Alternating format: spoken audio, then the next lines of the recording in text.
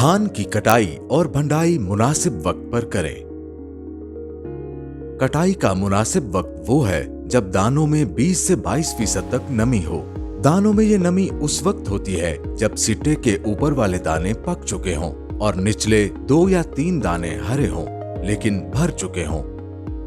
फसल rice harvester से कटवाएं। अगर राइस हार्वेस्टर मुयस्सर ना हो तो ऐसी कंबाइन मशीन इस्तेमाल करें जिसमें धान की कटाई के लिए एडजस्टमेंट हो ताकि दाने कम टूटें और पैदावार का नुकसान ना हो।